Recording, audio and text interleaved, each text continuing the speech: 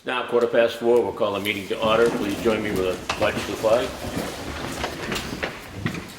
Pledge allegiance to the flag of the United States of America and to the republic for which it stands, one nation, under God, indivisible, with liberty and justice for all. Thank you.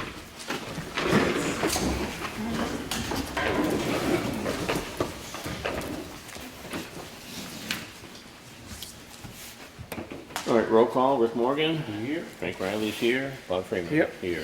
I have a copy of the Selectmen Department Head Meeting Workshop held on May 9th, 2016. Make a motion we approve them. Second. Any discussion? No. All in favor? Aye. Aye.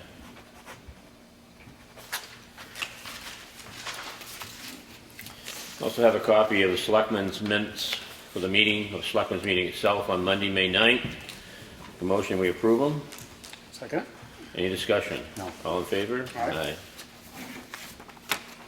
I promise to do better tonight and make all my signatures on the voucher. I've been trying to pass them off. I'm not doing them all, I guess. We have the payroll vouchers for the week ending 5/14/2016. Wages is $28,104.27. Payroll taxes are $8,787.59. The batch total for our accounts is $39,584. Grand total for the week is $76,476.11. Make a motion we approve them. Second. Any discussion? No. All in favor? Aye. Again, we do review each bill that is in these batch totals. So it's not that we just simply are going through these quickly and not paying attention to what is being spent. We do. Any questions we have, we go back to the department heads for any resolutions that may need to be done. I think this is the first week in about 4 that I've actually gone through the whole thing, huh, Bob? Yep. Usually you catch me. I get you.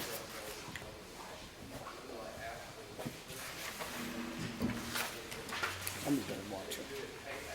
You're right.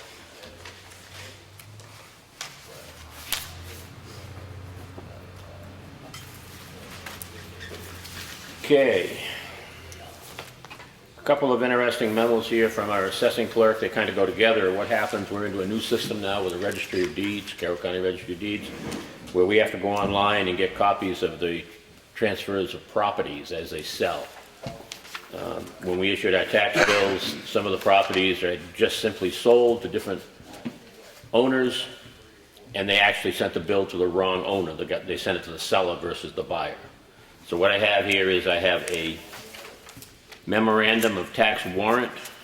This warrant goes to the tax collector. This is to collect taxes from the new owners, which totals $19,727. And then I have an abatement form here for the same people, which abates that amount of money for the people who sold the property. It's a new system we're trying to get into because the Carroll County Registry of Deeds was always manual driven before. They sent copies through the mail. They are online now, and it's something that we're getting used to, they're getting used to. So with that, I'll take on the abatements first. I'll make a motion we approve the abatements for $19,727. Second. Any discussion? No. All in favor? Aye. That abates the people that got the bill that no longer own the property. The next one I'm going to do is the tax warrant, which goes to the tax collector to issue the tax bill to the new owner now that the property has transferred for $19,727. It's actually a wash item. Make a motion we approve the warrant. Second. Any questions? No. All in favor? Aye.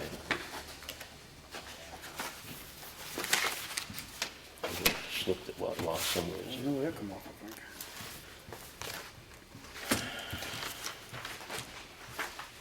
I have another request for an abatement form, and these abatement forms are reviewed by our assessor. He goes back out and checks property when people come in and they question what the assessment is on it, and he provides us with a brief description. This particular one is so the taxpayer timely filed an abatement for 2015 tax year. They are appealing the assessment because they have been assessed as part of the Philbrook Association, which they are not part of. This tax assessor says I've removed the assessment related to the common area of Philbrook's Brook Association. The resulting value is a difference to be abated. Make a motion, we approve it. Second. Any discussion? No. All in favor? Aye.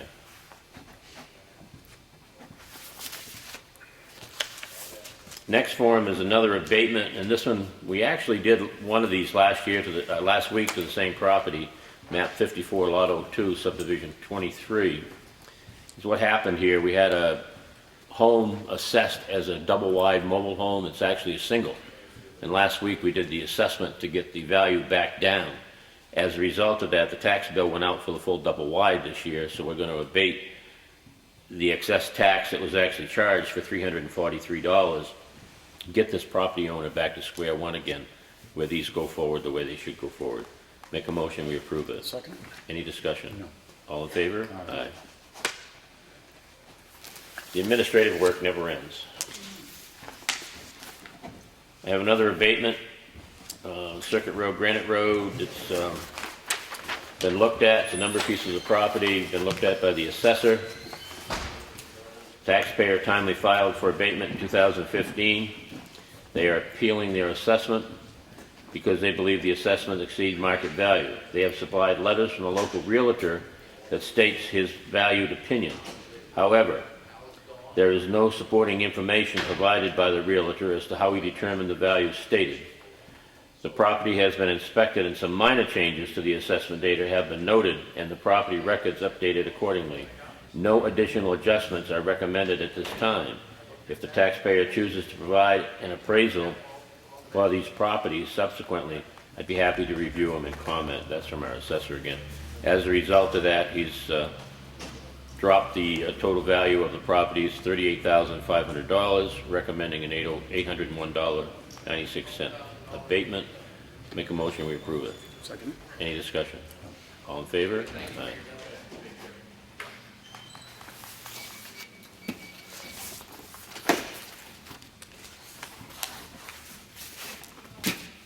And again, these abatements are filed at a time frame. That's why we have so many at this point in time. They have to get them in.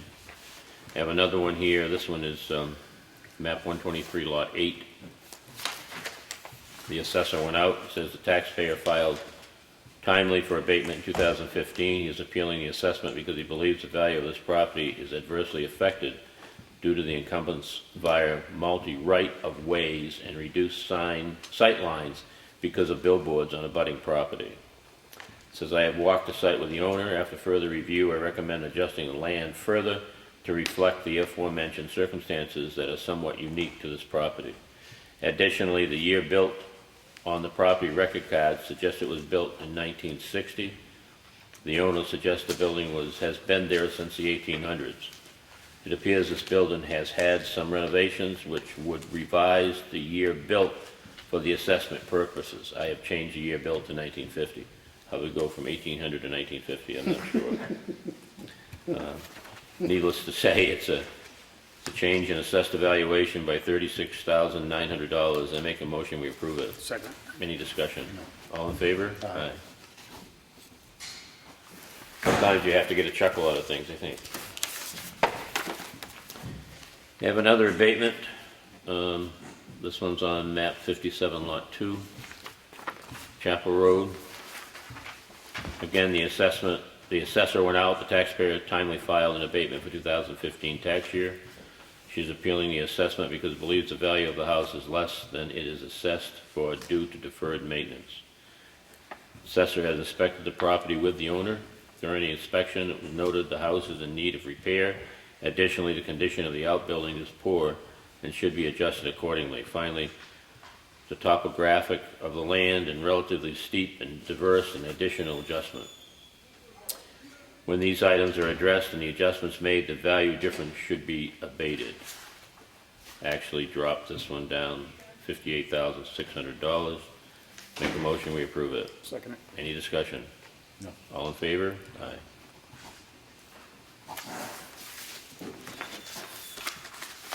And I have one more.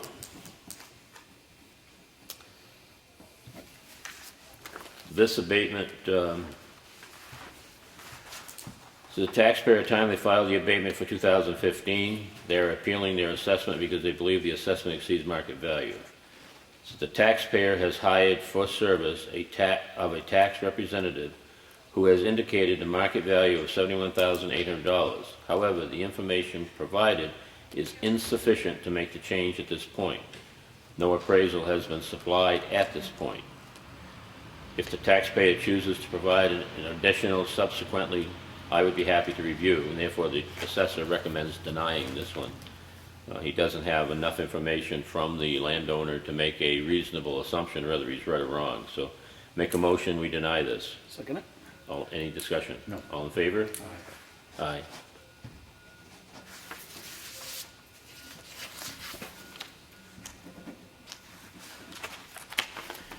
Contract to use facility, people who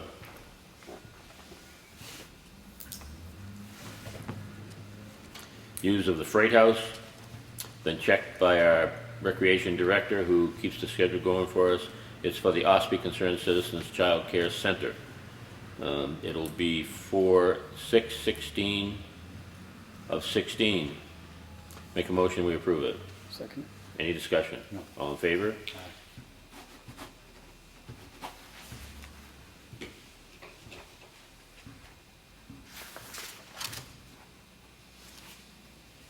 We have a letter here from the Ossipee Cemetery trustees. It's a letter of recommendation for hiring a person in support of maintenance of our cemeteries. It's a letter of recommendation for Darrell Stanley, members of the board. At our most recent meeting, we voted to forward a letter of recommendation for Darrell Stanley to the Board of Selectmen. We feel that he would be an excellent candidate for a part-time cemetery maintenance position that is open. He is qualified, hardworking, available to start immediately, an Ossipee resident, and has worked with our other employee who does this in the past. I make a motion, we approve this with the conditional that he has to pass a background check, but that'll be conditional. You can start him working, he can go to work now, and he just needs to pass that background check, which is a requirement for all town employees. And if he passes the background check, things just continue as if they always have been. So we're not going to hold this up at all. But I make a motion, we approve this. Second it? Any discussion? No. All in favor? Aye. Elaine will help you. We'll just she'll need his information and everything. Did we get the truck issue squared away? Not yet. Not truck issue. Vehicle to be able to haul the equipment around. We don't have one, and my thought was to use the F-350 that we're gonna be disposing of, but Brad said that it's a, Landowners don't want the leaves on their property, we have to haul off the debris, and we need way to equipment.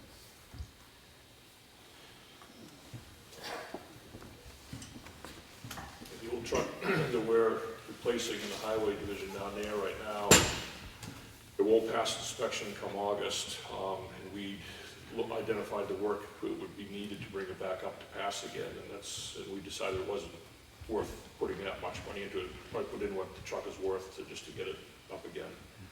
It's got a cracked frame, and the dump body's rotted out of it, the floorboards have holes in them, and the exhaust tubes that come from the back of the exhaust manifolds up into the turbocharger are rotted off and need to be replaced. Our cost of just the parts alone of those were gonna be between the $2,000 and $3,000 range just for parts, and the truck's worth probably in the maybe $4,000 range. That would be with us doing all the work, so if you had to put that out to have some of the work done, you're probably, $5,000 or $6,000 in repairs. I don't have an answer on the truck. I don't know that we have any free trucks.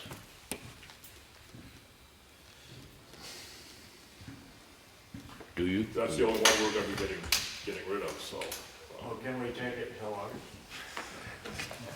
Well, we're using it right now, so we haven't got a new one yet, so, I mean, When's your new one scheduled to come in? we haven't got a date yet on that. If we piled up the leaves and stuff, could they suck them up and haul them off this year? Shop, turn, and fix, the only other thing I can think of at the moment.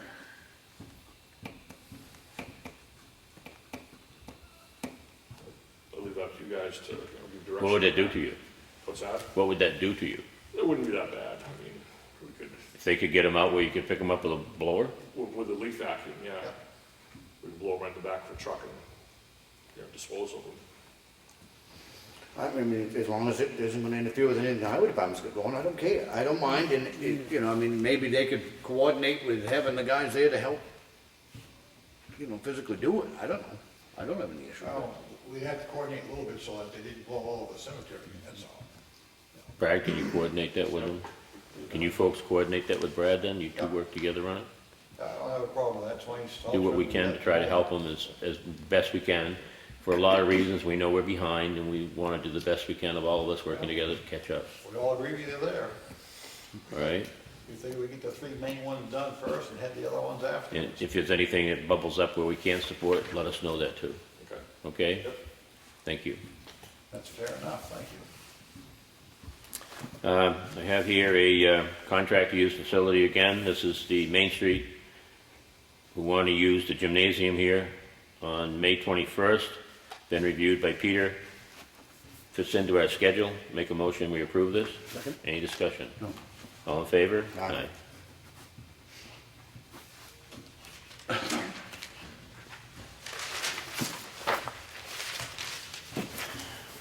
We have here an outdoor event schedule. This is for the Old Home Week Committee. This covers the, it's actually Ossipee Concerned Citizens, I'm sorry. It covers parade and community fair. Make a motion, we approve it. Second. Any discussion? All in favor? Aye. Aye.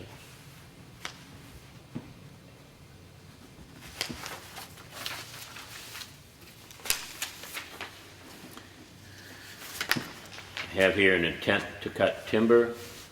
It's Polly Crossing Road, John Jedry. Taxes are paid.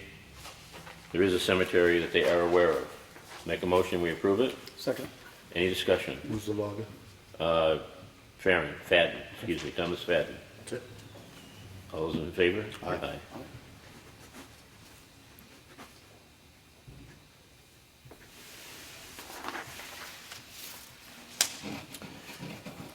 Have here an application for current use. This is one that was submitted on time. And what happened to it, it gets submitted as a copy and didn't get processed. Property on Route 16, make a motion, we approve it. Second. Any discussion? No. All those in favor? Aye.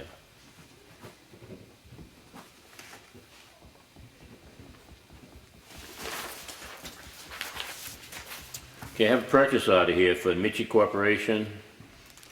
This is for your bricks, your blocks, Blocks that we take. which we approved last week for Brad to go forward and get them up on, to use them up on Moultonville Road. Make a motion, we approve it. Second. Any discussion? All in favor? Aye. Second purchase here for water industry. We approved this purchase last week, purchasing our culvert material from Water Industries, a state bid. Make a motion, we approve it. Second. All those in discussion? No. All in favor? Aye. Are the amounts the same as last week? Yes, they were.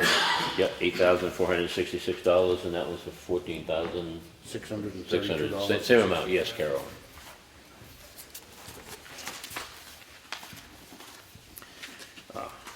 I'm gonna struggle with this one. Last week, we agreed to appoint Duquette? Duque. Oh, Duque. Okay, I'm sorry, names and I have to work on them. At the regular meeting, the selectmen held on May 9th, the selectmen unanimously voted to appoint you to serve as an alternate for the library trustees. Your term will expire March of 2017. You need to be sworn in by the town clerk prior to participating as a trustee. We would like to take this opportunity to thank you for your continued interest in serving with the library.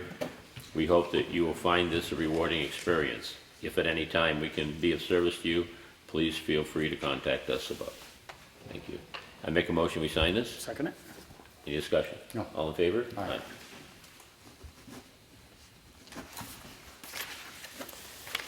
Have the highway log sheet. This must go with that purchase order we just signed. I have a check here from Northeast Resources Recovery Association, materials that was taken out of the landfill or out of the transfer station for $281.56. That's income to the town. I have another letter here from the New Hampshire Electric Co-op Vegetation Control Services. They're going to be spraying power lines in town to control vegetation.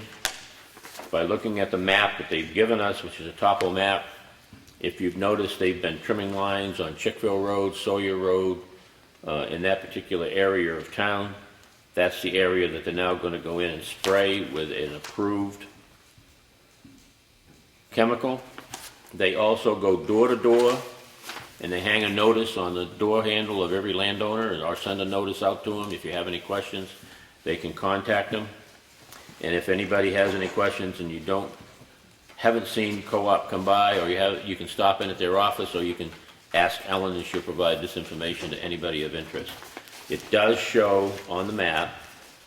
I'm going to just give a quick run of where it goes here.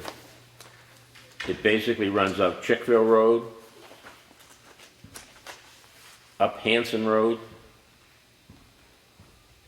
It goes to Sawyer Road, Neal Hill Road. It takes Chickville, what looks like, pretty well back to, well, I used to know it as Seguin's Garage on the corner over there where the railroad tracks are. It also takes in part of Dawes Corner Road and Eldridge Road. That's the area that they're talking of spraying as a general area. Anybody know that stuff is bee friendly or not? I can't answer that, Roy. I mean, all I can tell you is it's approved by DES, and Would the selectmen ever consider being so progressive to put particular bans on certain insecticides, herbicides, and pesticides in this town? I believe if it's approved by DES and the other people that approve them, I personally wouldn't consider it, but You wouldn't consider it? In the history of chemical manufacturing, a lot of things have been approved. I guess I would be open to it, but I mean, certainly I don't have any expertise in what a good, but if somebody were to bring to us concerns about something that was proposed to be used, I'd certainly listen to it, but I don't know anything about the chemicals themselves. it goes on to say this treatment will be performed by experienced state of New Hampshire certified applicators authorized by special permit number 050, issued by the New Hampshire Division of Pesticide Control, in compliance with the State of New Hampshire Code of Administrative Rule, PES 50506, regarding public notification of herbicide treatments and right-of-ways. We have enclosed the following for your information. I mean, I get it. I'm sure back in the day, Agent Orange was applied by certified applicators. It becomes difficult. I don't have the answers because I'm not a chemist, okay? It's like people when we treat milfoil in the lake and we use the chemical treatment, and some people are very much opposed to it, other people are very much in favor of it.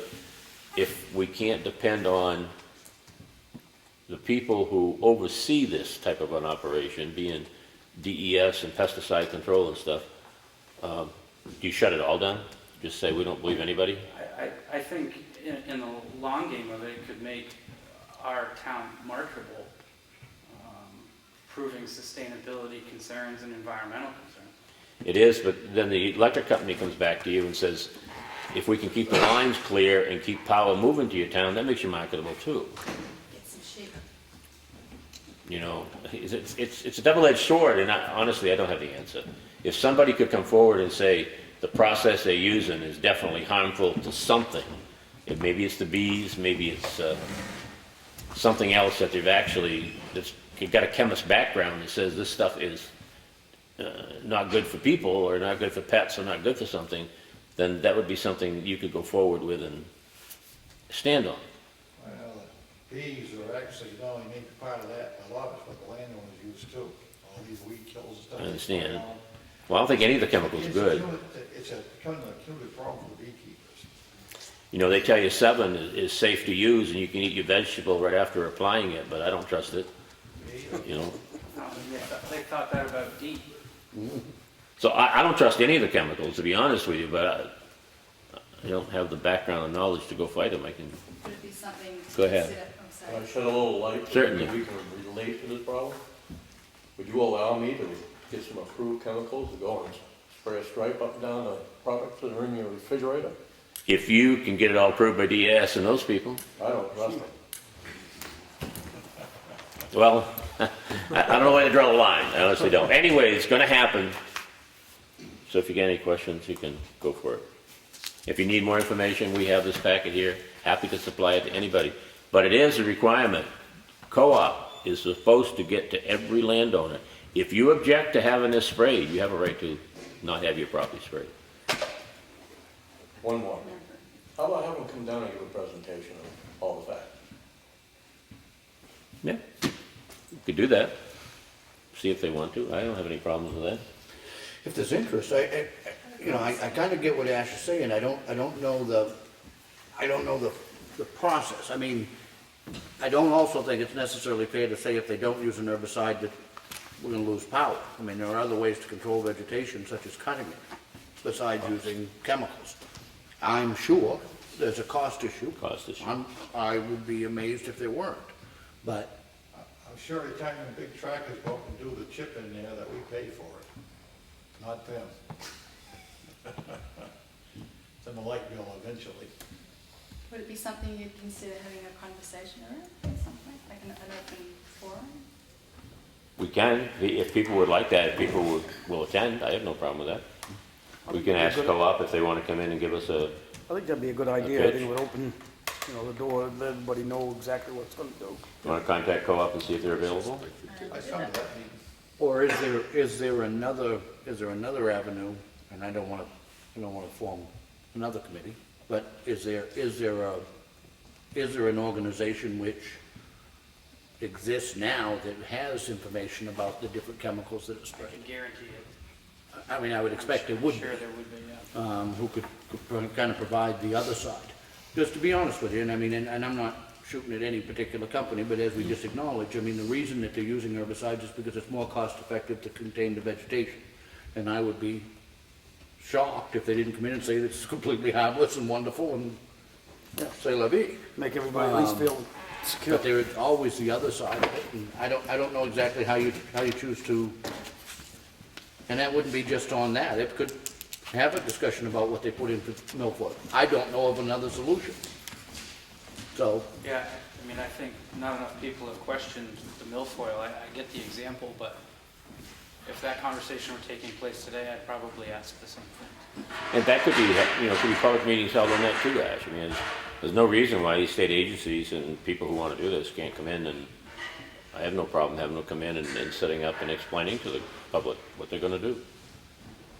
I would think that 3 members of the selectmen would be very interested in knowing, because I think we all have a vested interest in the agriculture of our town, the sustainability and environmental impacts of our town. We do have an interest, but you're probably gonna find there's more chemicals sprayed on a daily basis with these gardening places and other businesses throughout all communities that may promote a greater risk than this does. But I Would it be agree. part of the conversation? I agree, but I'd hate to add to the culmination of all of that. If we We'll- have some we'll ask- control over something. We'll ask co-op if they have somebody that can come around and give a presentation, and that's fine. We've got that note to go do. Have another letter here from the State of New Hampshire Fish and Game Department.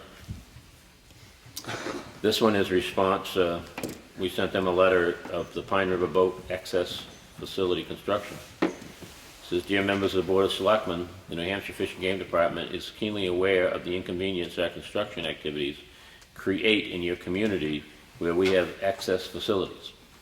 The short construction season and concern for public safety requires us," I'm starting to laugh because of his reaction to it, "requires us to close the construction site.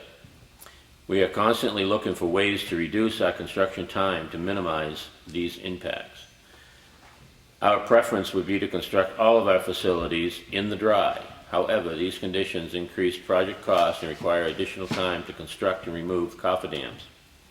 The Pine River site has unique characteristics that will allow us to easily construct a temporary dam across the bay, quote, and dewater the construction area. Although this would speed up construction, the drawdown of the water at the access will make the installation of the temporary ramp unfeasible. The facility at Pine River is one of the largest construction projects. To minimize impact and keep the access open as long as possible, tree clearing and material delivery was done in late winter. Our construction crew is working as quickly as possible to complete the project. New Hampshire Fish and Game routinely announces excess closures and other notices on our website. Respectfully, New Hampshire Fish and Game Department, Richard J. Fink, F-I-N-K, P.E., Facilities and Land Division. Frank, can we send a letter back to them? I've been by that site every day since I heard about this mess going on. And nobody's there. One iota of work being done. Nobody's there, right? Nobody's there. I If won't, they'd have done it in the winter, they wouldn't have needed a dam. I won't repeat in mixed company what my reaction was when I read it upstairs. They are not doing anything. They have not done anything. They have moved in some supplies. They moved one pile of dirt. They've moved several piles of dirt. They hauled in the segments of the cement dock ramp that are going to be put in, I assume, eventually, but they have done nothing. This is now the middle of May. I asked last week outside of the meeting to have Ellen call Joe Kenny down at the Governor's Council because one of the workers is told that they keep being delayed because they're waiting for a series of approvals from the Governor's Council so that as they do something, they have to wait for approval to do something else. Which, to be honest with you, wouldn't surprise me. Having said that, it is ridiculous. That letter is ridiculous. They have done nothing, and it's the middle of May. They should have scheduled this. If they didn't want to have a financial impact on the town, they could have done it in September. If they didn't finish it by the end of the building season, finish it up in the spring, outside of the boating season, which is very limited.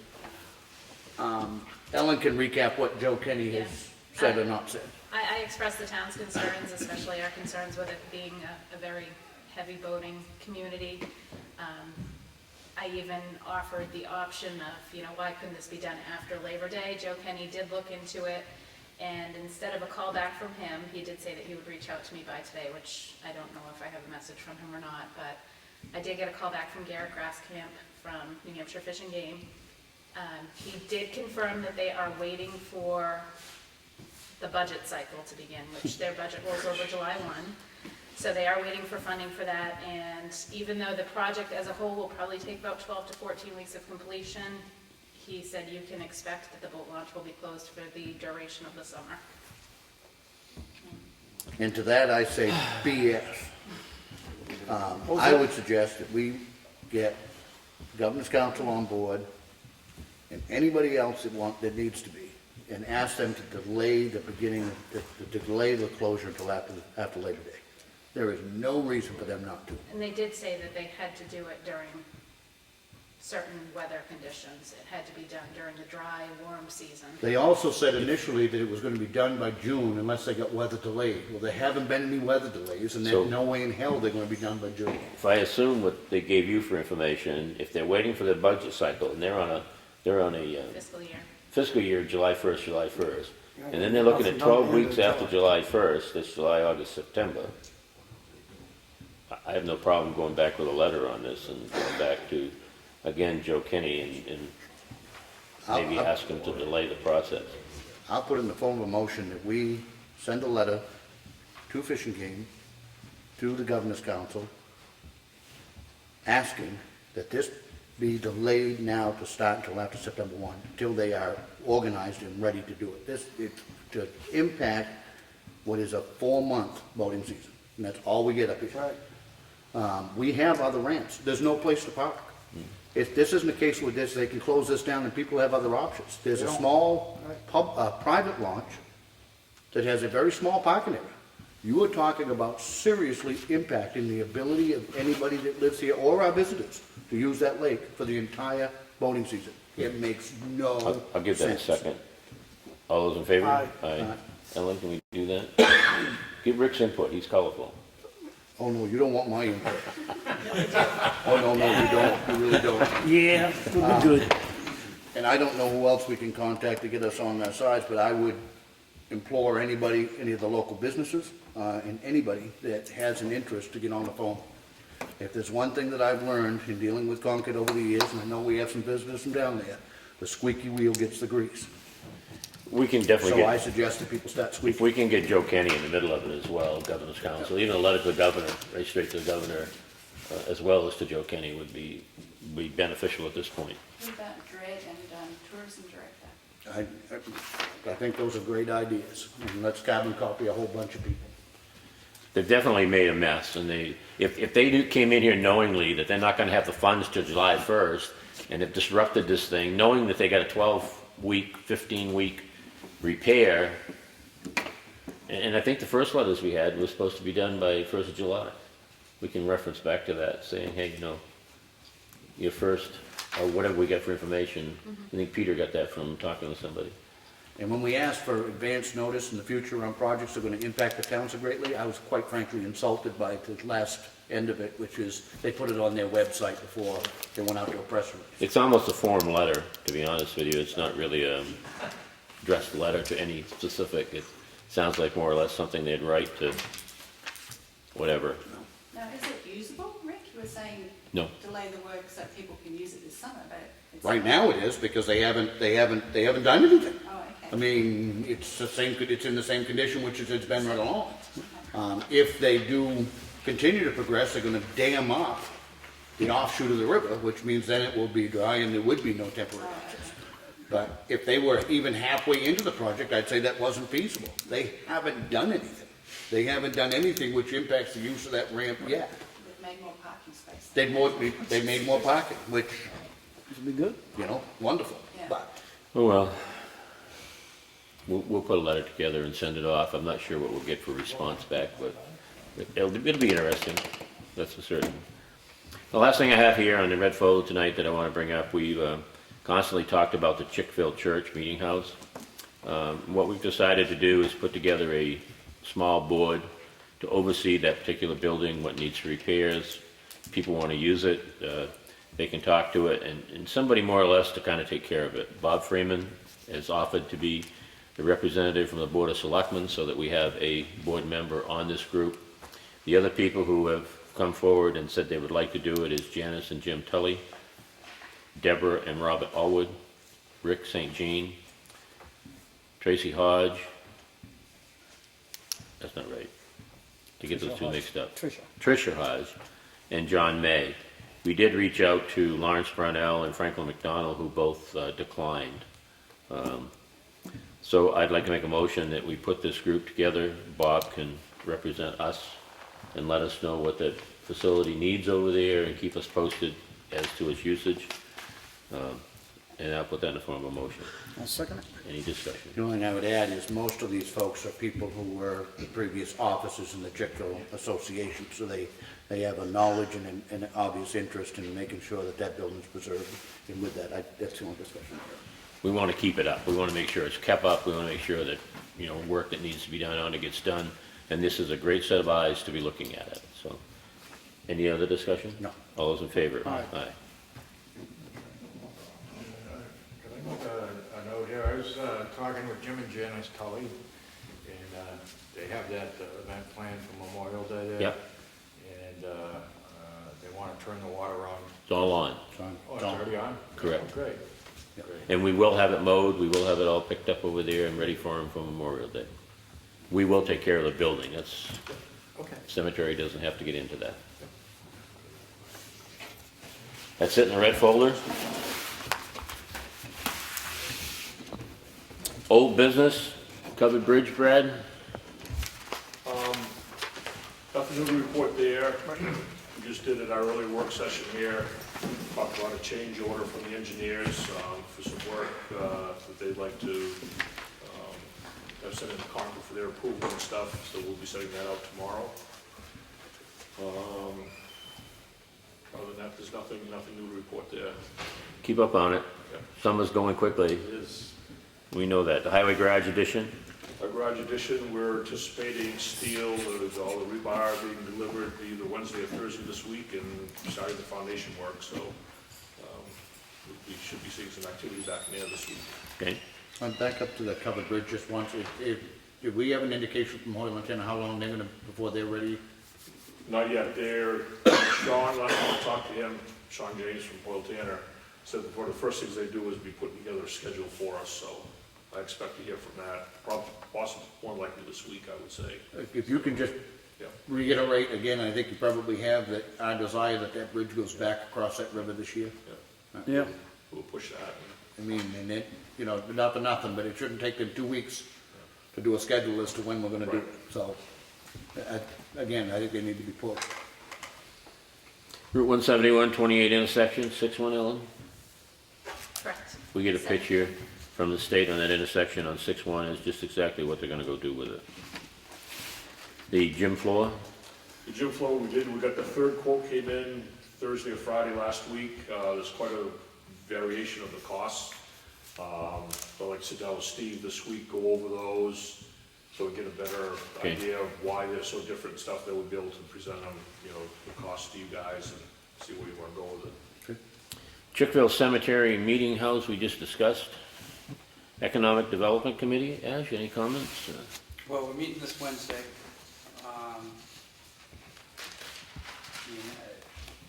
It'll be at 6 o'clock at the Freight House. It's gonna be a long night. Got a lot to go over. I also spoke with Ash, and I think that we hadn't done it before, but I think we ought to formalize his position as chairman.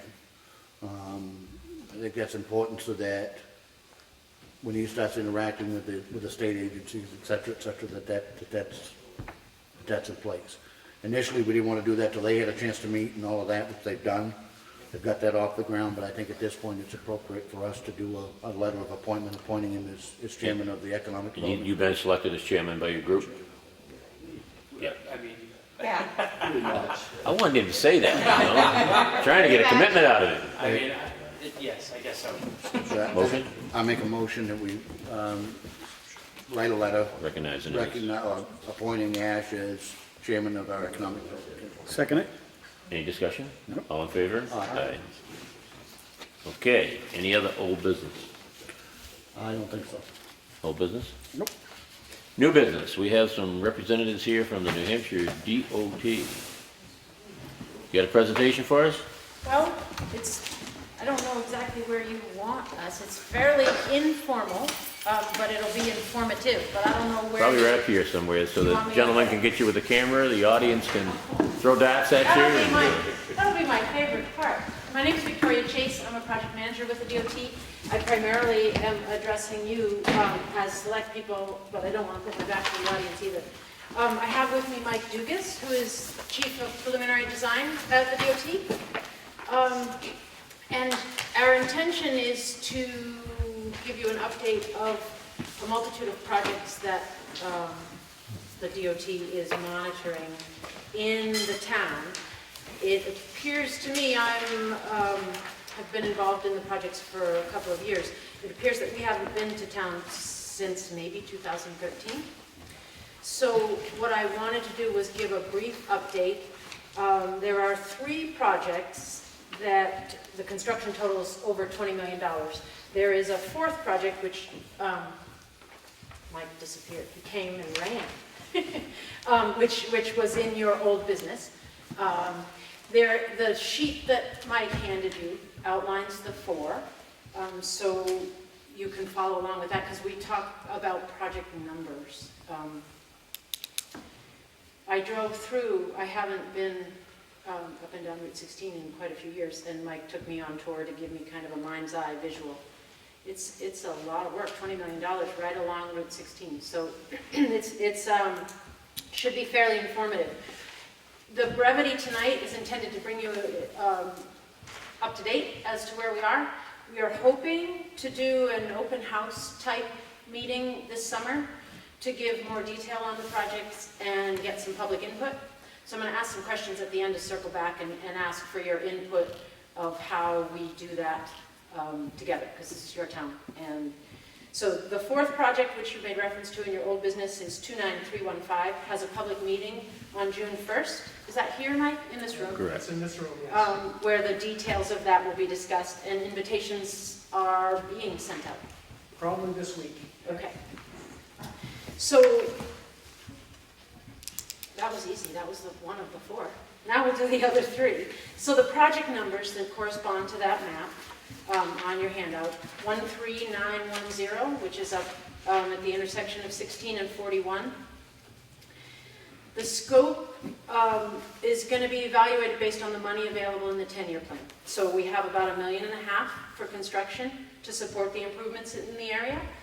We're currently focusing on improvements at 41 and 16 for safety and traffic flow. Everybody's been watching the 10-year plan, and as an agency, we have a fairly new executive office. And the beauty of that is the commitment that we intend to meet our dates and our money. So the advertising date for that project, 13910, is fiscal 2019. In order to meet that date, we're looking at the summer open house, which will be combined for the three projects, followed by a public hearing in early 17, bless you, leaving time for the final design and some right-of-way. I anticipate we'll have minor right-of-way acquisitions on that project. 10431 is the next one, pretty long in the area of Green Mountain Furniture. Surface from 16 from the 28 intersection north about 3 miles. Looking at safety improvements at the 28 intersection, as well as shoulders where there aren't shoulders today. And then looking at how we can evaluate safety at Mount Shaw Road. That also, Excuse me, is that Green Mountain Furniture one, but following the same road bed? yes, yep, right on line. Yep, Thank you. yep. Thank you. And that too, we have $3 million. So just as I said in the previous one, the scope is going to be balanced with the money that's in the 10-year plan. So also has an advertising date in fiscal 2019. So the summer open house to gain public input with a public hearing this winter. And the cost is about $3 million. Did you have a question? No. Oh, okay. My only question is, and you used that term a couple of times, where the scope is gonna be determined in part by what you have in mind, which, Right. on the one hand, I understand, but like at the 41 intersection, when you're talking about making needed safety improvements, I would hope that the emphasis is on completing what needs to be done to make the intersection safe, understanding that there are budget constraints, so that if it couldn't all be done in one, that there would be future improvements later. Is that, I'm concerned with your Right. choice of terms when you say the scope is determined by the amount of money you have. Right. I get that on paving. If you Right. have $3 million and you can pave 3 miles, wonderful. If you had 4 million, maybe you could pave 4 miles. But on the intersection improvements, I hope, and I'm sure there is, consideration given to what actually needs to be done to make those intersections safe, irregardless of what the dollar amount is. Right, but there will be choices in that continuum, so yes. Okay. Yeah, yeah, it's I thought I knew the answer to that, I was just concerned with the way it was. Safety's the goal, Yes. but there will be a recognition of that evaluation, and we don't have details yet. Okay. So I'm particularly interested in the first one we started to talk about, which is down at 28-171, and I realize we're having a completely separate hearing on that, but you need to understand that this has been something that the town of Ossipee has been recognizing and encouraging the state to deal with for more than 20 years. Right. A horrific number of accidents, including fatalities, have occurred in that intersection, and we're finally getting to the point where we're actually going to see something done, which we're very thankful for. Right. Be honest with you, there's some skepticism about people who have been privy to what is planned down there, and I mean, we'll flesh all that out on the first, I guess, but Yeah. I realize that there's always a dollar balance, we do it here all the time, but the emphasis we at all some do it. point has to be, I mean, there's some of these things that have to be made, they just have to be safer than what they've been. Right, right. And that's recognized, and I think you will hear that from Mike on June 1st, right? Yeah. Mike is the project manager of that one, so you'll see his face, you won't see me that night. So the 10431, 28 north, 3 miles, $3 million. The last project is 3 bridges. The scope is to replace 3 bridges and resurface 3 miles of road. The level bridge, the first one to come, is They all need replacement at this point. The level is going to be, we anticipate, replaced in a traditional way. We'll build a temporary bridge next to it, keep Route 16 on that, replace the bridge, put Route 16 back. I'm way oversimplifying, but that, that's the way we have done bridge construction for many years. The road just south floods in a 10-year storm, I guess. You guys would know better than that. We're going to raise the grade a little bit so that the hope is the period is a 100-year storm. So it will still flood now and then, but it's a balance of property impacts, and so it'll be raised a little. I think it's a foot and a half. Yeah, it's about a foot and a half. Yeah, so that we don't impact the way the water goes today. It's a balance of floodplain, floodway, drainage, and roadway programs. It floods basically every year. However, it doesn't flood because of the bridge. It comes out of the banks and then comes down across the lower area. So Yeah. I don't think that's gonna. Yeah, we're not gonna. You're not gonna hold it. You're not gonna hold it in the banks. Right, we don't want to change the way the water flows. It's the flooding of the road and closing Route 16 that we're trying to lessen the frequency of. The Bear Camp River bridges over the Bear Camp River and then the flood relief, I guess it is, will also be replaced. And this is the part that is kind of exciting. Our intent is to use a new construction technique that will be the first time in New Hampshire, so you guys will be, it's kind of cool.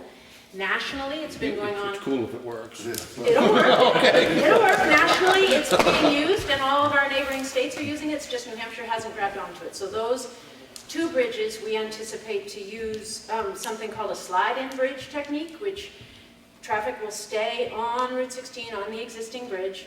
There may be lane shifts or closures, not in any duration, off-peak, so that we can drill down through the deck to make the structure. So the new bridge will be where the old bridge is. We will be constructing a new bridge next to it on cribbing, and when it comes time, when that bridge is ready and it's good timing, spring and early fall, for the traffic volumes on Route 16, one weekend, Friday evening, we close Route 16. We demolish the existing bridges, and we slide the new bridges in, and by late Sunday night, Route 16 is opened again. Where's the traffic gonna go for the weekend? The weekend traffic, the lowest volumes, there are routes that we've anticipated. 153. Gotta go wait on us too late. Yeah, I didn't bring the map with me, and you can see more details when we come for our summer Newman Drew open Road would house. probably be used, I would assume. That's what it is. I would Yeah. assume. But, We won't divert onto a local road. I know your local people will use those, yeah. That's the only way you get to go. You'd have to So- divert onto the local road. Literally, just before those bridges, you've got Newman Drew Road, which is a town road, and then Right. comes back up to Route 25. Right, So yeah. otherwise, you'd have to reroute it all the way over around the lake. So head south. I don't know the number of routes, Mike, do you know them? 153. It's been a couple of years we had a meeting on this. Go all the way down and around.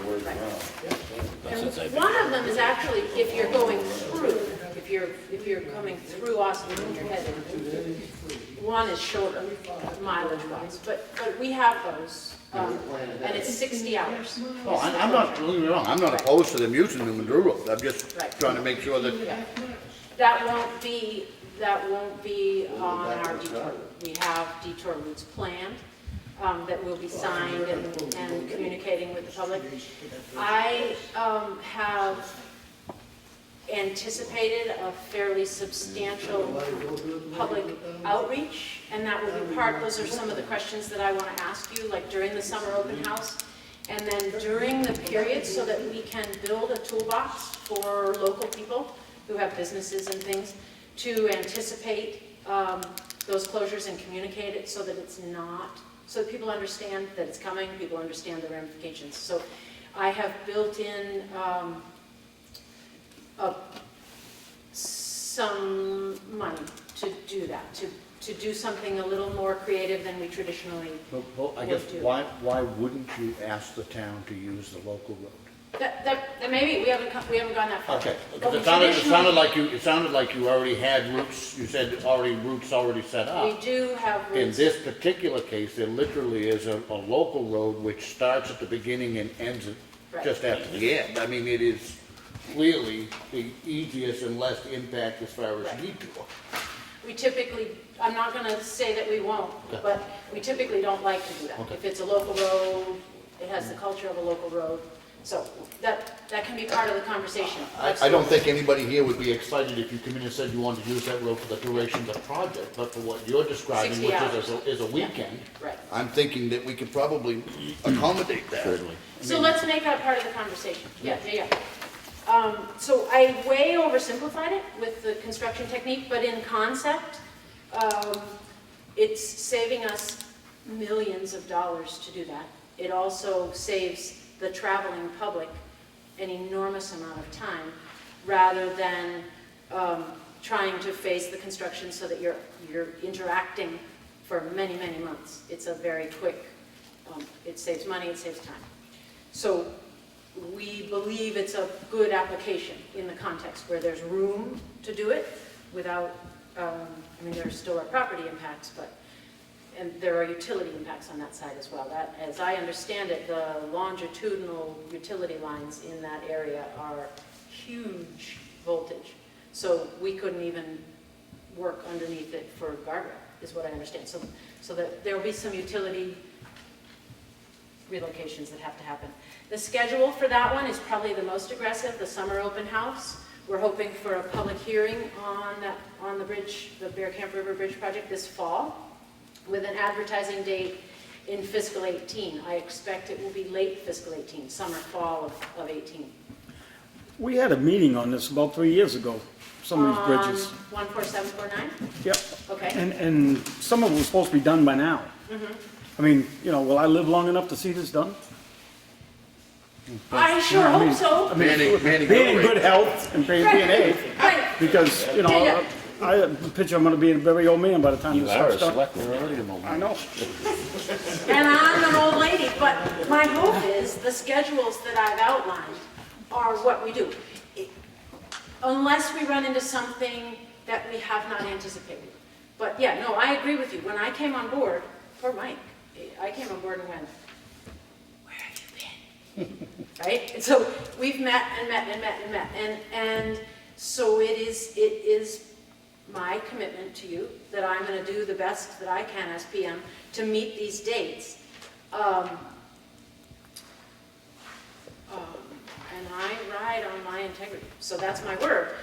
We have to do it cooperatively, because if we reach an impasse and we start playing it out in the governor's office, nobody wins, right? But Mike and his staff have put in a lot of thought that allows me to come here and say, these are the schedules. I couldn't live with myself if I came here and told these schedules if I hadn't some confidence behind it. So can I guarantee it? No, but we sure are going to try, and I believe we have a reasonable kind of critical path schedule. There's going to be right-of-way impacts on a couple of them. Those are pretty tough. But public hearings allow us to do our best to negotiate, and if we can't, we take it by eminent domain. So the public hearing introduces a length of time, but we're in pretty good shape. So I hope, yes, sir. One of the things is public hearings should be held right here. I don't know if Yep, you- that's part of my question. Okay. So let me just, the Bear Camp River Bridge 14749 has a cost of 16 million, which I think in the 10-year plan is, a few years ago, you had 6 million. So that has been recognized as, okay, so that one's at 16 million. But yeah, that's one of my questions, is a location. Does this work in town? This is your best spot. Okay. And you coordinate it through the town administrator when you get your dates in place. Perfect. So what we'd envision is that there might be stations, 3 stations, and people could come, because some people are more comfortable speaking with a person and pointing. And then partway, we're thinking 2 to 3 hours. Partway through that time, there would be a formal presentation where we would talk about each project. but then it would open back up to more of an open house. We're really looking for public input. The public hearing is a little more formal. I didn't want to have the open house to be that formal. I want the opportunity for people to give me their insight. The public hearing is really, we sit behind a table and it's recorded. So we're thinking 2 or 3 hours. You guys start at 3:30 or 4. Is that a good time of day for the town? Or? Our actual meeting starts at 4:15. I would think that you ought to be at 5:30 to give people, especially chance, those who are getting off work, to be able to come So in. if we started at 4, do the presentation at 5:30? And not on a Monday. Oh, the days we can work on the specific Okay, days. you can start other than, every week on Monday, we meet at 4:15 for Selectmen's meeting. We usually have a little workshop beforehand, and we're not out of here, you can't plan on us being out here till 6. Okay. So you stay away from We Monday. could do Tuesday, huh? An alternative would be Saturday. Or you can do Saturday and you might get more people. I don't know how that works with the state on people working Saturdays, but. Okay, and here is good. The other questions I had, in town public notices, is there a person in town that's really good at that we can work with? Let me tell you this, I am all engineer, right? Hugely introverted and not always, I always understand what I'm saying, but I don't always get myself understood. So I've hired a professional person to help me with that. So is it Ellen? Like, who could we work with to say, hey, what do you think? And you guys, oh, that's great, I need 100 copies of that. Or, it's Ellen. Okay. Is there a local paper that's well read that we can put meeting notices in? Both the Carroll County Independent, and Okay. I would also suggest the Conway Daily Sun, just because it's a free newspaper that has good circulation, Okay, Conway Daily Sun, and the Carroll County Independent. thank you. And what is the best way to advertise stuff like that? Like, I don't know, I don't read public notices. Union Leader is full of it, right? I won't comb through there and look. So, to make it so that people are aware and feel comfortable. I would suggest that you get Carol's name and information and contact information before you leave. She's a reporter for the Carroll County Independent, and she's been very, very good at writing some really Yeah. comprehensive articles. And Because it might be kind of fun to establish that connection and follow it, especially for the Bear Camp River bridges. I mean, that is going to be, if you Google slide and bridge techniques, Vermont did it. There's like a 2-minute video that I showed our executive office, and there's this crane thing that I fell in love with as an engineering geek that like munches, but it's also a time lapse thing. So it's 2 minutes and you see it visually what's going to happen. So there's some exciting stuff. And to have articles written so that the communication can be healthy instead of adversarial. I think the time, one of the projects we've been working on way too long. Absolutely, I agree with you. But I don't want to look back. I want to say, this is the best, that, the schedules that I'm anticipating, and I want to look forward and gain input and move forward, move out of that iterative process that I think we were caught in. And now we have driven, okay, we understand the scope, we've got money, let's go. So is there a local cable channel? What do you guys do with all this lovely footage? Time Warner Cable. I don't think we could probably get it on the. You got the community television too. Yep, the Oh, you do, community so I just didn't use the right language. You have community television. I think they're on Brookville, aren't they? I think so. It's not a town thing. That's what MetroCast there, though. Yeah, It's not Time Warner. So you don't really have a local channel? Must be done. Yeah, Okay, Yeah, all just the right. government channel here, at least. No, okay. Do the meetings.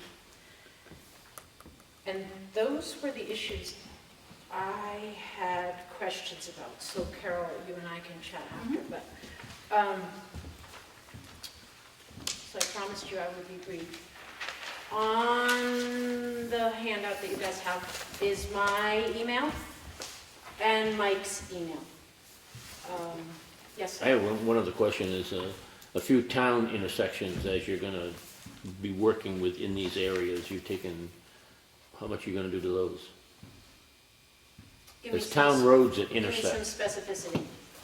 there's town roads that intersect in the areas that you're working. 41 Talking about aprons and stuff. Aprons, are you going back 20 feet on the town roads, or How's that tying in, or don't you know that yet? Well, we don't know that yet, and if you have, Well, Brad Harriman's our Public Works Director, he needs to be kept appraised of what you're doing. You got the little Island Road, and you got Nichols Road, and you got Covered Bridge Road.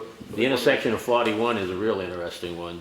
Another one too, and you talked about a little bit, is Mount Shaw Road, because that's one that we had put in for a road safety audit with Mike here at, Mike Bizarre at Lake Street Planning and stuff, and we were told at that point that, because it's in a 10-year plan, it would qualify for road safety audit, but we're glad Dave mentioned it kind of separately about it, because hopefully that works into the design of what we're doing on the project. right, it may be signing, it may be striping, we will look at that, yeah. So I don't anticipate major changes, so yeah, we can work with Brad, and if there are concerns. Just keep him informed, and Yeah. Brad's a good one as a point of contact up here in town too for what you're doing. Okay, and there will be, ultimately, I will be asking you guys to sign an agreement with us that covers the work zone, municipal work zone agreement. Just says during construction, here's how, which I'm sure you're familiar with. And I expect you'll be signing one sooner on Mike's project, because his project is going to be under construction a lot sooner than I yours. want Jimmy to look And at that. as a landowner up in the 41 area, we own land on either side of 16. When will abutters be contacted regarding any of that much farther down the road? Right, there'll be the open house this summer, where we should have some concepts. And then, and I'm gonna reference my notes so that I don't, you're putting me on TV. We're thinking public hearing in early 17. So that, have you participated in a public hearing with us before? No. Yeah. If you're a landowner, the abutters are formally noticed. You don't have to come. What I try to do, it's kind of buried in our website, but on our NewHampshireDOT.com, in the project center, there's project-specific websites. And don't look for 13910 yet, because I haven't established it yet. But ultimately, when we get rolling, as we get closer to the summer open house, I hope to put a lot more project-specific information out there for the technologically interested people, because everybody's busy, you know, so you may or may not need to come, but we don't have anything yet, especially for 41. I have one more question, and Yes. that is, maybe not as much on the $400,000 projects, but when you start doing a project the size of the one you talked about at the bridges, which is, as you say, a $16 million project, is there, and if there isn't, could there be an encouragement to use local labor when needed, when it's available?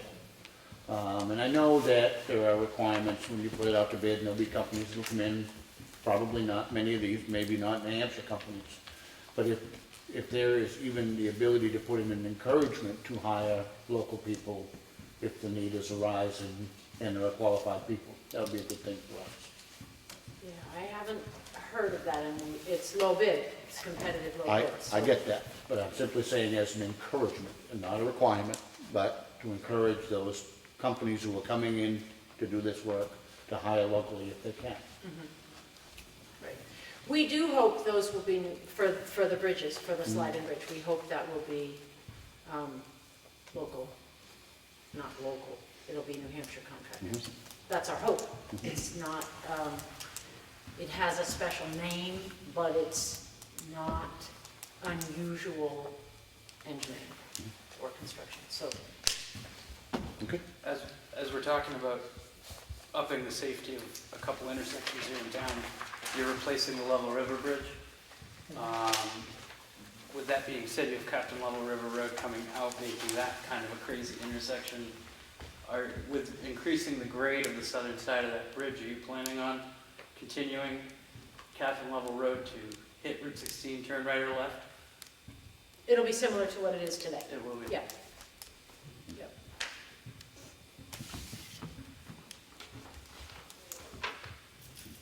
Okay. Thank you. So we will coordinate with Ellen as we get more form for the summer. Thank you, Ellen. You're welcome. Yeah, give us as much notice as you can, because this is a busy facility, and we want to make sure we schedule you in here. I think this is very important for the public to participate in what you're asking for here. I have a lot of questions myself, but I think they're probably more important to ask when you start discussing the projects. Right, and that, yeah, that's our hope, that's the intention of that open house, so people can get information and provide input to us. Okay, thank you. All right. You the only one presenting today? I am the only one presenting. Well, is it just backup that you brought with you? It's my protection. I wondered. Like Victoria said, I'll be back on June 1st to talk about 28 and 171. Good, because we have questions on that one. Right, and one project that we haven't mentioned, or another study is another road safety audit coming at 16 and 171, which I believe is this summer as well. Correct. It was part of the study. One of my questions, I'll give you a heads up on it. Originally, when we talked with people in the past on 28 and 171, also you were going to take care of the ramp coming off 16, so the directional light would cancel. Is that still in the plans? Right, and that's part of Victoria's project, number 10431. As long as I know it's in the plans, Yeah, that's when she all mentioned that. safety improvements, that's one of the improvements that Okay. we're thinking of, yeah. Thank you. You're welcome. Any other questions? I have a question, it has nothing to do with any of this though. I asked about a month ago about the roads, the sides of the roads, about 3 weeks or a month ago, and I just wanted to find out if Brad had checked into any of that. I know you've been busy with the town garage, but I see nothing's happened, so. We have talked about it down back there, and it is on our list to go around and we're starting some shoulder work, get some of these spots that have settled down a little bit and things like that there. Thanks again. Thank you. Bye-bye, we'll see you soon. Identify your spot there that you talked about there, we have quite a few other ones, so. I just wasn't sure if Yeah. anything had happened. Yeah, nothing's happened yet, but it's gonna happen very shortly, so. I just want to bring it up. Yep, that's fine. Squeaky wheel. Any other new business? Any new business for you? No. Public input? Yeah, another question, maybe. Dallas? Maybe Bo wants to bring this one, but there's a mailbox in the middle of the sidewalk down the street. Is that supposed to be there? Can that be there? We just put the sidewalks in, Missed this. It's right before the laundromat. Oh, yeah. right in the middle of the You street. put it right in the middle of the sidewalk. So we just Can't put do the that. sidewalks in Well, I wouldn't think so. a few years I ago, have to walk around it. What did you go down to the pavement? right on the sidewalk. Or is it in a bucket?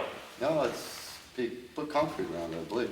Formed it and poured concrete around it. Bo just told me about it, I hadn't seen it yet. Brad, you take a look at that and take care of it for us? Look right at it, yeah. You got a loader big enough, I know will We handle it. can take it down if we need I to. was just wondering. Talk with the landowner and find out why he did it, and Yeah. see if we can resolve the issue and move it. Why put it in the street? Other public input? Well, speaking of things in the middle of sidewalks, Bill Grover has those signs that say no parking. I don't believe you can do that on a state road. That's a what now? They're down in No front parking of signs. what used to be the drugstore, Okay, which is what you'll know there because you're old. yeah, that's right. I remember that. See, I It's knew supposed to you be would. parallel parking. I knew you would. Right. The resident there has delineated parking spaces and put up signs that it's for resident parking only. And it's gotten so right- bad that they'll come out and yell at Christie's customers that park Right. on that road. Deterring people from Absolutely eating. horse manure, but it is a state road. It is a state So- road. It was also neglected when they did the repaving though, so Yeah, that they is almost true. treated it as if it was private because they neglected it when they repaved. Well, that's because, what's his name painted his own line. Painted is right. No, I imagine it's because the state doesn't want to take care of anything outside of the white line. Is that the case down there too, Brad? I would think so, They've made that known in all towns, they only want to go as far as the white lines. But it is an issue in the sense that that previously has been public, parallel. Probably still should. It is, yeah, I mean. And when you talk about the village and the restaurant and, Economically, it was and, kind of bad. well, that and Ash's business, I mean, people ought to be able to park there. The fact that they have a building which doesn't have adequate parking is not, does not give them the ability to just commandeer Sign and it. take over public property. When we were doing, Sign up if there's parking in the rear. If you loop around behind OCC, all you gotta do is put a little when we were doing the ramp in there for parking. surveying for the sidewalk project, how did that play out through there? I You know, believe it goes back to about where the edge of the sidewalk is there. Was the I side, can- I have the plans, I can pull them out, we can look at, because they did delineate the whole right of way right That through right there, of way so- goes through those buildings. Yeah. would you look at that and if necessary, get Jimmy to look at it with you and the two of you resolve it if you could, please? Well, but I think the way that's gonna be resolved is for him to contact his counterpart with the state. Yep. Because I don't think we are empowered to enforce the state's right of way. Sometimes if we just ask, though, we can. But I do think that we should ask, you know, I do think that the selectmen should ask, once we get that done, that they be removed. That is what has been traditionally public parking, which has been commandeered for private use. And I don't think we get that. If you look at your right of way and see where you go. Yeah, this has nothing to do with what we're discussing. Just wanted to make a comment about the school playground. I had my grandchildren come up this weekend. That is the cleanest, neatest playground we have seen in all of New England. So you need to compliment the crew over there at the school. Principal would like to hear that, I'm sure. Thank you very much. Yes, sir. Yeah, I have a question about the old meeting house on Route 16, that's the New Road. What's gonna happen with that? It's falling apart. Right now, probably nothing. There's a question on ownership on it. Yeah, There are trust funds set up that were supposed to be used to maintain it that weren't done. The ownership issue has to be resolved, and as it stands right now, there's no plans to do anything at the moment with it. well, I'd be interested in the building if it had to come down. Yeah, It was condemned, Okay, we'll keep your name, Mr. Bushman? yes. We'll just keep your name on file.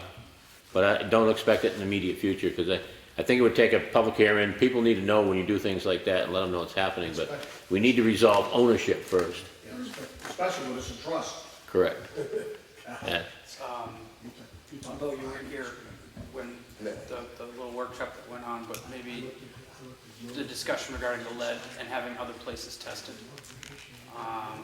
With that discussion that we had, is that just on Brad or would Bo also be part of? Well, it occurred in our workshop, and it was mainly us encouraging Brad to continue to work with Bo on that issue, so, I mean, I don't have any opposition to discussing it.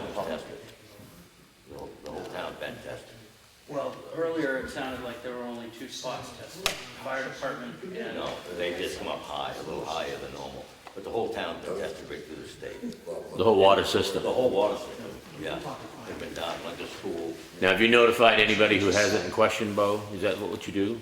Yeah, everyone who got tested got a notice. And your regular, come out on that pink paper that we sent to everyone, that gives the overview of everything. You understand what No, I'm trying to I'm say? lost. When you say the whole system's been tested, Yes. not every, not, I mean, Not every house. Yeah. The state sends us, they designate locations. Okay. Where we, at the end of lines Yeah. and stuff like that. And I think there's 10 spots throughout the whole system that got tested. and the school was high but not over the limit. No, the school was way below. They had 0. Okay. Just the library. The library, okay. That Was but I just, was high but just I below. just got the stuff today. I Yeah. called and I'm gonna retest yours. Yes. I just got the stuff today for it and I'll be in. Yep. And I thought you said that the fire station tested. The it fire high. station was actually over. Yeah, that was high.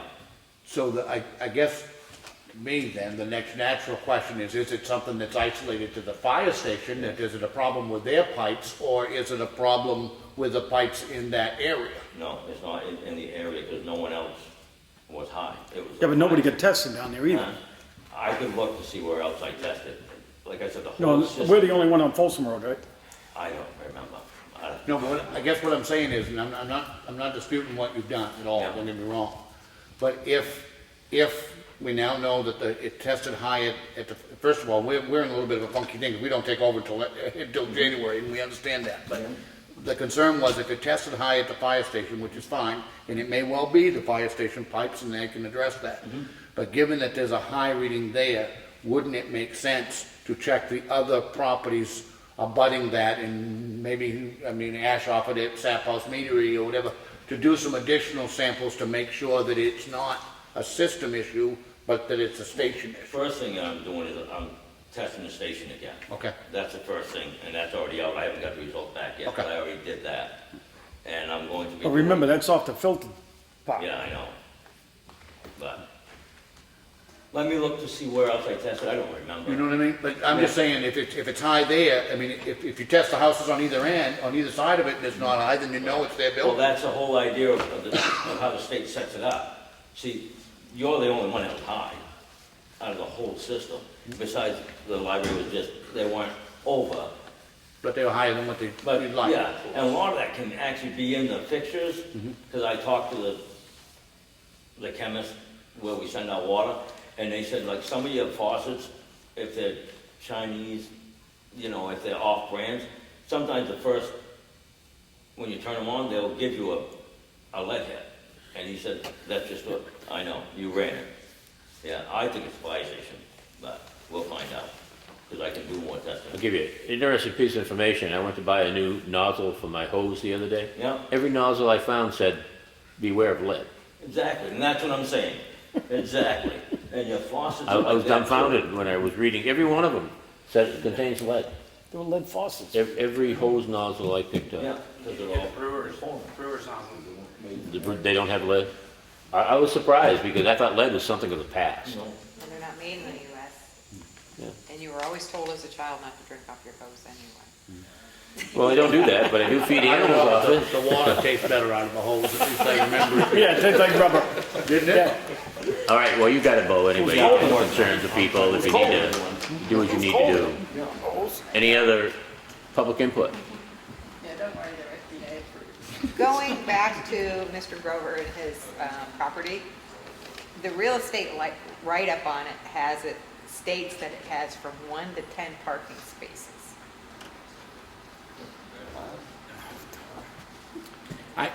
I agree with you. I just don't think it should be there, and I would love to see them come down. I just don't know that we are empowered to take them down because it is on the state road.